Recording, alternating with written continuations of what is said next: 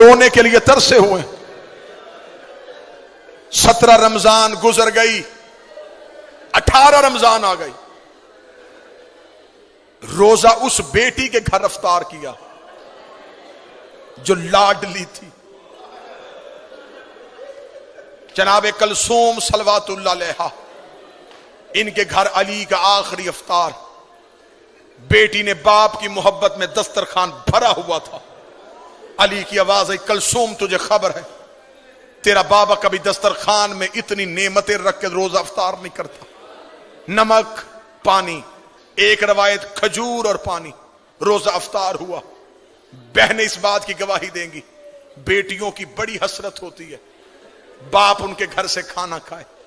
Be be row کہتی بابا بڑی محنت سے سب کچھ بنایا تھا, بابا تو نے بیٹی کے گھر سے کچھ بھی نہیں کھایا.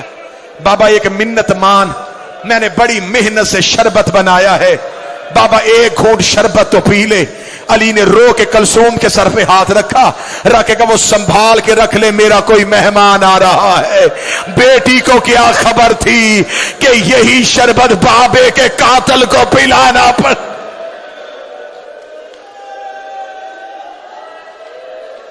امیر المومنین مصلی عبادت پہ آ گئے. آدھی رات تک علی مناجات الہیہ میں مصروف رہے. اس دن علی کی مصلی پہ اللہ سے گفتگو کرنے کی طریقہ اور گفتگو کا انداز بدلا ہوا تھا. علی کی اولاد ایک حجرے میں اکٹھی ہو گئی. بی بی عالیہ رو کے کہتی ہے حسین میں نے خواب دیکھا ہے, کعبے کے غلاف کو آگ لگی ہوئی ہے. حسین رو کے کہتے میں نے خواب دیکھا ہے میری ماں کے سر سے چادر اتری ہوئی. اللہ کوفے میں خیر کرے. باہر والے دروازے پہ دستک ہو گئے. جناب عباس دروازے کی جانب چلے. علی کی آواز آئی عباس رک. یہ روایت اگر برداشت کر لو گے تو اسی پہ بڑا ماتم. عباس رک. عباس وہیں پہ رک گئے. امیر المومنین جھکے ہوئے چہرے کے ساتھ دروازے کی طرف گئے. آدھی رات, بالکل ضربت والی صبح ہونے والی ہے. یہ روایت ہے 1819 کی درمیانی رات. تھوڑی دیر بعد علی مسجد میں جانے والے. آدھی رات علی نے گھر کا دروازہ کھولا. 4 گھوڑے سوار امیر المومنین کے دروازے پہ کھڑے تھے.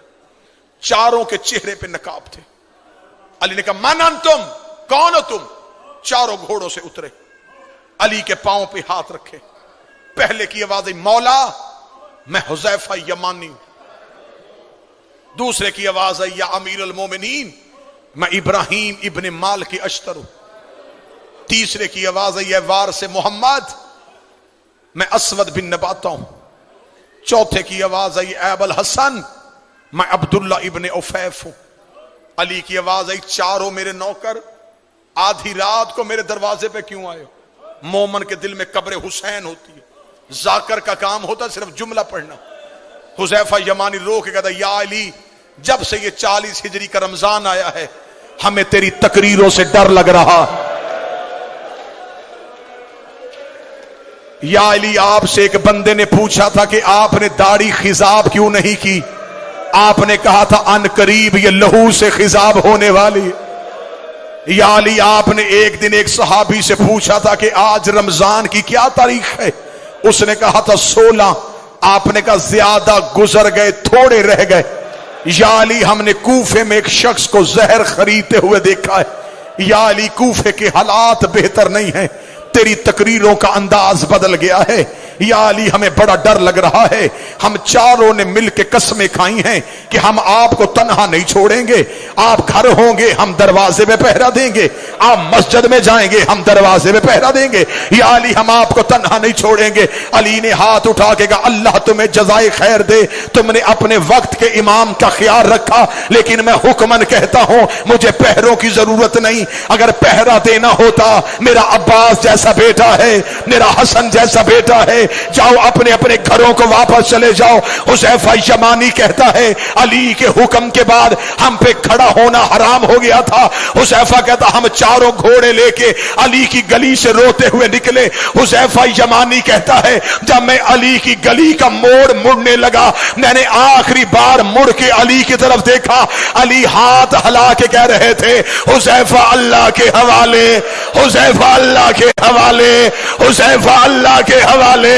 حذیفہ کہتا میں روتا روتا گھر آ گیا، میں نے اپنے سر سے امامہ اتارا، دیوار پہ مارا، تلوار نکالی، ریت پہ پھینکی، میں ایڑیاں رگڑ کے رونا شروع ہوا۔ میری بیوی قریب آ کے کہتی ہے علی کا سپاہی ہو کے بچوں کی طرح کیوں رو رہا ہے؟ رو کے علی کے دروازے میں پہرا دینے گئے تھے، علی نے خالی واپس بھیج دیا۔ کوفے کے حالات بہتر نہیں ہے، بیٹیاں بابے کی شاہی دیکھنے کے لیے آئی ہے۔ حذیفہ کہتا میری زوجہ کہتی ہے علی کو تیرے پہرے کی کیا ضرورت ہے، وہ فاتح خیبر ہے، اس کی تلوار سے زمانہ ڈرتا ہے۔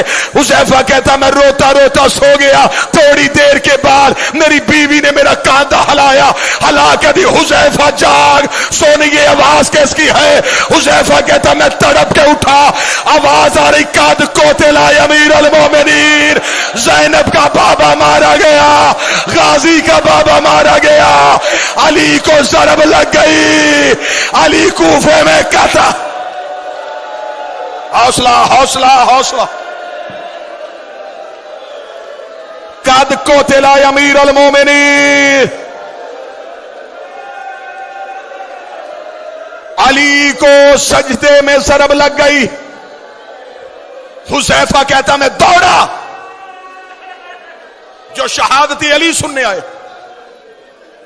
اب مجھ پہ سوال کرو کہ علی کے بیٹے کہاں تھے؟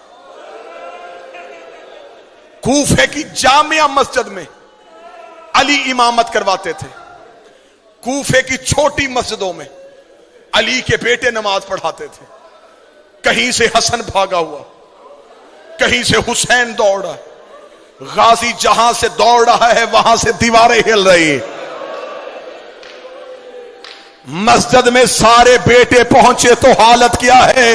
سید ایک لمحے کے لیے برداشت کرنا، علی کا سر ایسے کھلا تھا جیسے کاری کے ہاتھوں پہ قرآن کھلا ہے۔ حسن کی آواز آئی بابا آنکھیں کھول۔ مشکل روایت پڑھنے لگا۔ علی کے بیٹے، حوصلے کے ساتھ سننا، امیر المومنین کے بیٹے مسجد میں آ چکے تھے۔ ملعون ابن ملجم گرفتار ہو گیا۔ اس ملعون کو مسجد کے ستون کے ساتھ علی کے نوکروں رسیوں سے باندھ دیا۔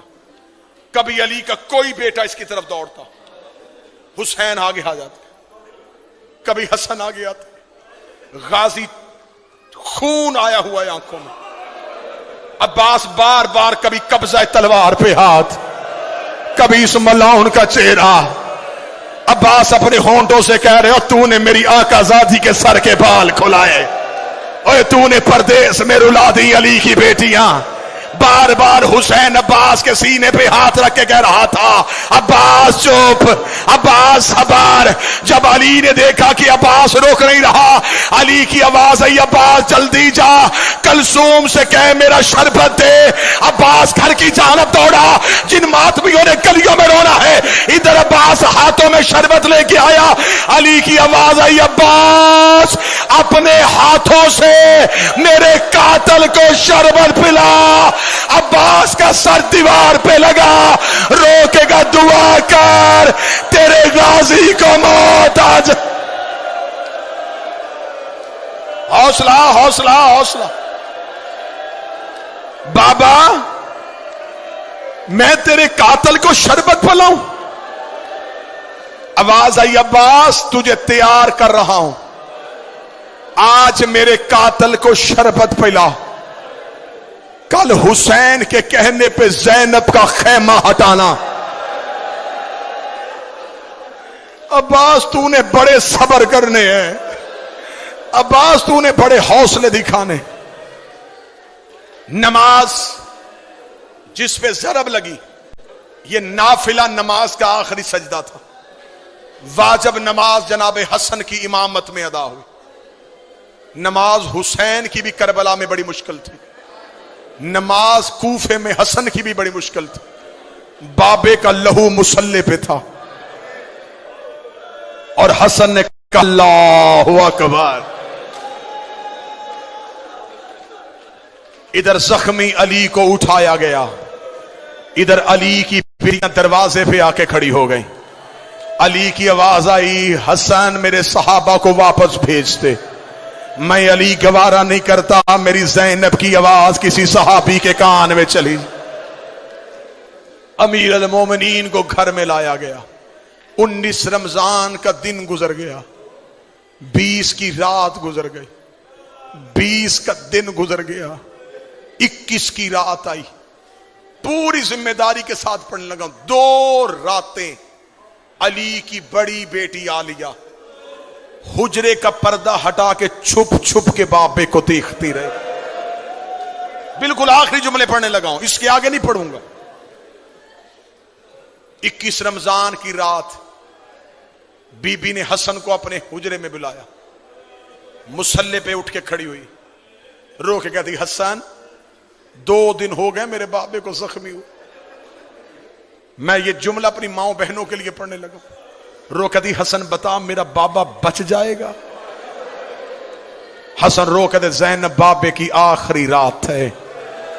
رو کے کہتی پھر مجھ پہ ایک احسان کر، میں ماں کے بغیر کبھی بابے سے ملی نہیں تھی، ایک بار مجھے اپنے ساتھ لے جا کے بابا ملوا دے. حسن کی کمر کے پیچھے چلی علی کی بیٹی.